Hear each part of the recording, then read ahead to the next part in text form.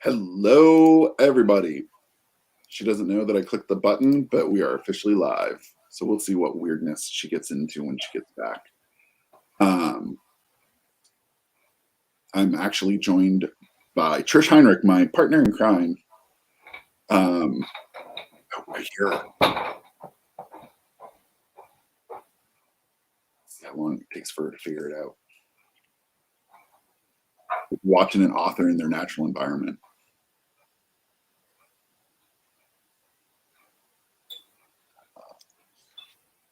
Let's see, we're gonna do some weird times.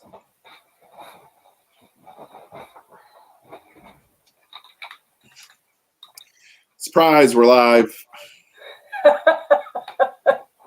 It's like a nature video and we're watching an author in their natural environment. I had candles burning and I was like, I better turn these off. It would have only been better had there been some light crying in the background. Oh my God, I felt like that yesterday, let me tell you. Okay. Do you want to do sprinting like 120 to 140? Like how hard do you want to go with this? We can do that. I will need to be done at the latest by 11 because I need to work out.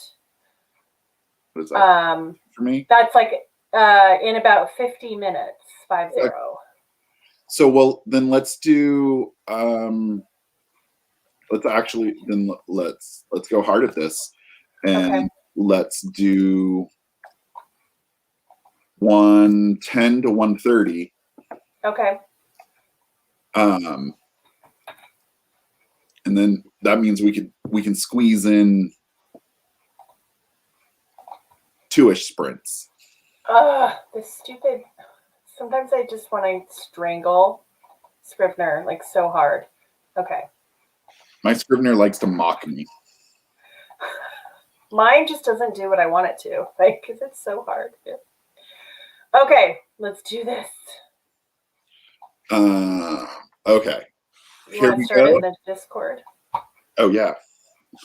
Shocker. I just shut down Discord. No distractions. Oh, that was dumb. Click a button. Okay, we're going. All right. Back in 20.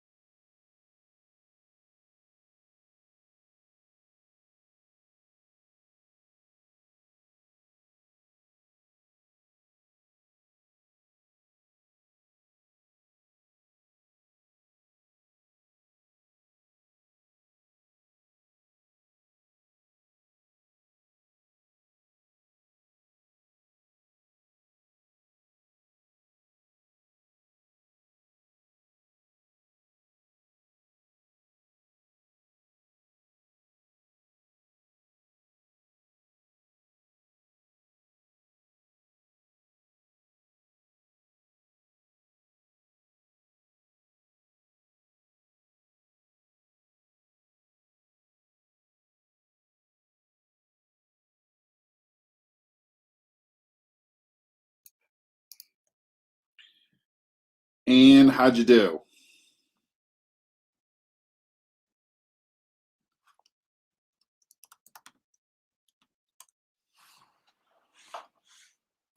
I was muted. You know, one thing I've started doing was like if I come up with a story idea or a plot element and my first instinct is but people are going to say that's been done before. I'm like, yeah, everything in superheroes has been done before. Who the hell cares? It's so freeing. And I stand by there are only 7 plots in the world. Yeah, I do too, actually. But I stopped. I really have had to in the since the summer when you helped me rebrand and I really had to admit, yeah, I love writing romance and I'm going to go do it. I've really had to unpack all of the fear of being judged that I went into this with and just be like, so the hell what? I don't care. If somebody says, oh, well, that's basically like Superman. Okay, so is Captain America. How is Captain America all that different from fucking Superman? He's not. Like Thanos and what's his face that like goes around eating planets. Like, you know what I mean? And I think it's like any other genre. Like if you think space opera, it's been done. It's all been done. There's nothing. It's all the same. Who cares? The actual plot could be literally identical, but you've crafted a different character. Yeah. Okay, well, you've gender swapped everybody. Okay, that's a brand new story then. And I mean, look at the fairy tale retellings. Some of those are literal, just swap, and poof, exactly. You have, and I mean, let's even look at Hollywood at the moment. Maleficent, how is that not already done? How is what? Maleficent not already done? Yeah. It's just a change of point of view. Well, Cruella, which I'm all in for, honestly. Like Emma Stone camping it up with fabulous costumes. Yeah, I'm gonna watch the shit out of that. That one I'm curious to hear about because if I understand correctly, it's not a Disney production. Really? An article I read somewhere on the internet, so take all it must be true then. I'm not even 100% certain that's what it said, but it read as if this wasn't a Disney thing, and I was like, wait, isn't 101 Dalmatians is a Disney original story, which is why it tanked. Yeah. Well, so many people were like, why do we have a anti-hero that's all about animal cruelty? And I'm like, there is literally nothing in the trailer that says animal cruelty. In fact, it looks kind of like she rescued the dogs, which is a unique kind of spin on it. Like, they can change that aspect. In fact, they would probably have to be honest. Well, and again, if you look at like Maleficent, she is the victim of a mistelling. Look at Wicked. Yeah. It's making the villain sympathetic. It's telling their side of the story. And I'm all in for that. And all of them are like revealing something that we didn't know before, which expands on an existing universe. Like, how is this any different? Yeah. So, yeah, if I come up with something and I'm like, but it's been done. No, shush, inner critic. It doesn't matter. It doesn't matter. I think all of that is just such hogwash at this point. Yeah, agreed. Especially considering, like, I like a very certain type of story.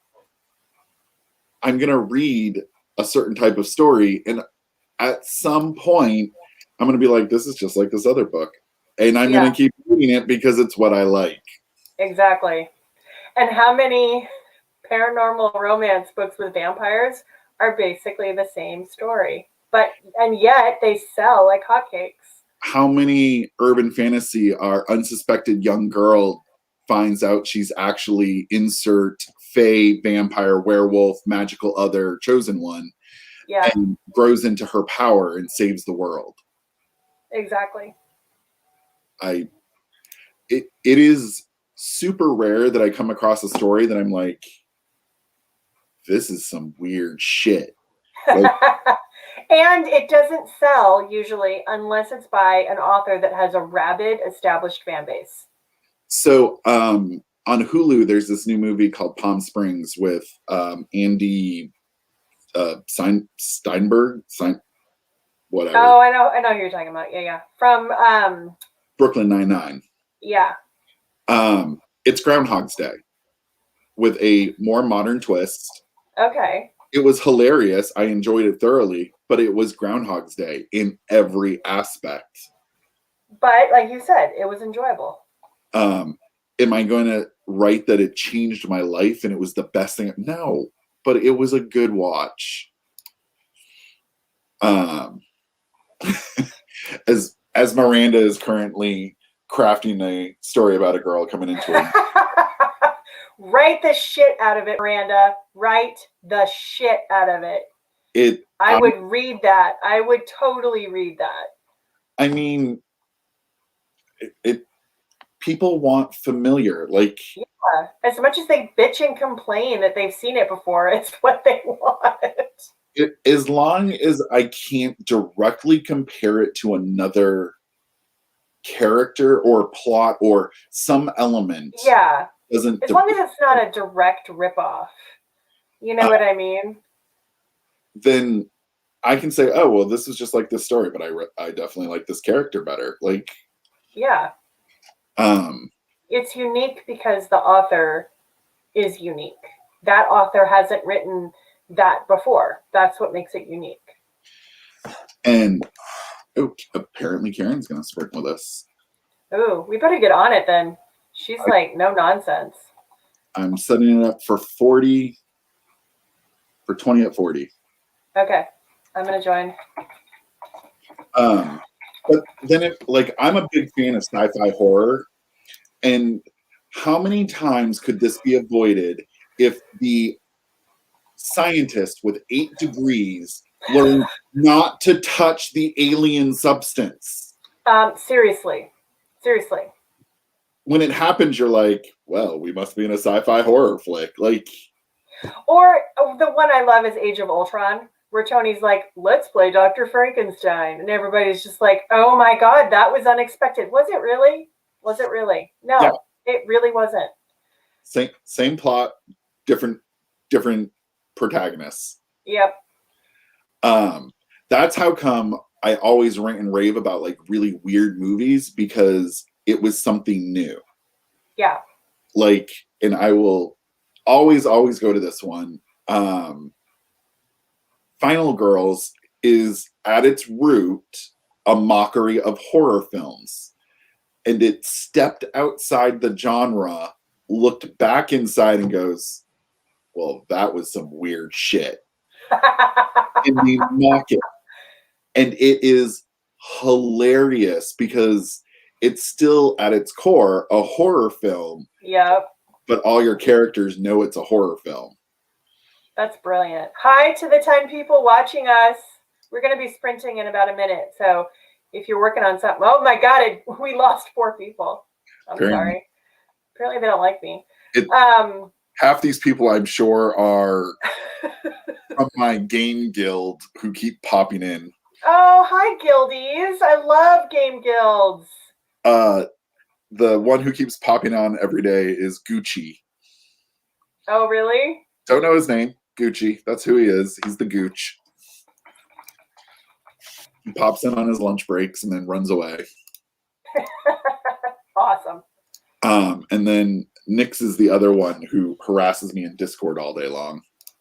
You should be harassed a little bit when I can't be there. It's a lot of, you're about to be killed. Oh, you're dead. Whoops. All right. We better get in there because Karen's going to be like, where aren't you guys riding? Right? Okay. Here we go.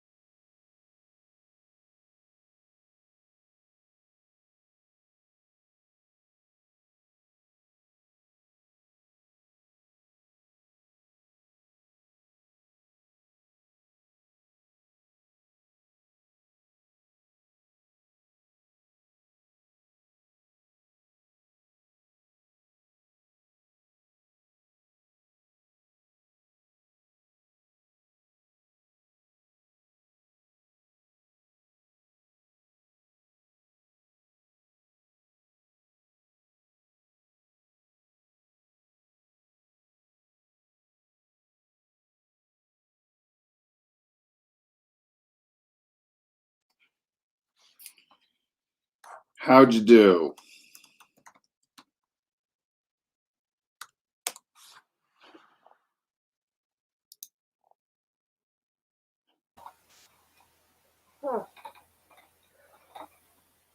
Oh. Let's see. Sprint 1, 1 word.